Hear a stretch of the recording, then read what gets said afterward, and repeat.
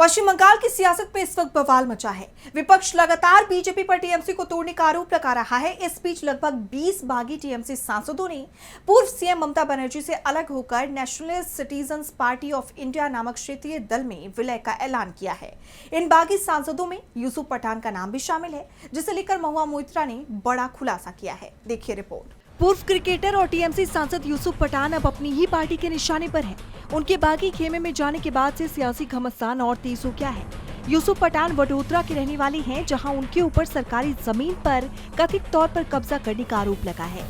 राजनीतिक जानकारों का मानना है कि इसी के चलते गुजरात में संभावित बुलडोजर एक्शन के खौफ से वो एनडीए का विरोध नहीं कर सके और आखिरकार उन्हें ममता बनर्जी का साथ छोड़कर बागी खेमे में जाने पर मजबूर कर दिया गया, जिसे लेकर सियासी पारा हाई है। इस बीच टीएमसी सांसद महुआ मोइत्रा और जम्मू कश्मीर नेशनल कॉन्फ्रेंस के सांसद आका सैयद मेहदी ने सोशल मीडिया पर यूसुफ पठान को लेकर एक बड़ा राज खोला है। मेहदी ने एक्स पर संसद के पिछले शीतकालीन सत्र की एक घटना का जिक्र करते हुए खुलासा किया कि जब संसद में पूरा विपक्ष सत्ता पक्ष के खिलाफ हंगामा कर रहा था और टीएमसी सांसद हमेशा की तरह सदन के वेल में निडरता से विरोध जता रहे थे, उस दौरान यूसुफ पठान अचानक पीछे हट गए थे।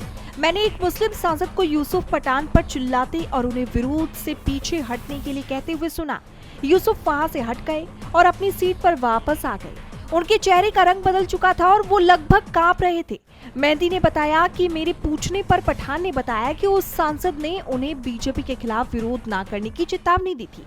यूसुफ के मुताबिक उस नेता ने कहा था कि तुम बीजेपी के खिलाफ विरोध क्यों कर रहे हो, खुद को दुश्मन क्यों बना रहे हो, वो गुजरात में तुम्हारा घर बुलडोजर से गिरा देंगे। उस समय महुआ मोइत्रा ने यूसुफ पठान को ढाढ़स बढ़ाते हुए कहा था कि टीएमसी उनके साथ खड़ी है और कोई उनके परिवार या उन्हें छूने की हिम्मत नहीं कर सकता। लेकिन अब यूसुफ की बगावत के बाद मेहदी ने कहा कि यूसुफ ने पीठ में छुरा घोंपा है। तो वहीं मेहदी की पोस्ट पर रिप्लाई करते हुए महुआ मोइत्रा ने एक्स पर लिखा कि हाँ सर, याद है वो असदुद्दीन ओवैसी थे जो यूसुफ पठान को चेतावनी दे रहे थे।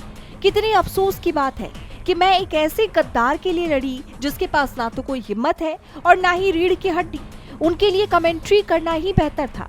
अब देखना ये होगा कि इन आरोपों के जवाब में यूसुफ पठान की तरफ से क्या सफाई सामने आती है। टीवी लाइव की रिपोर्ट।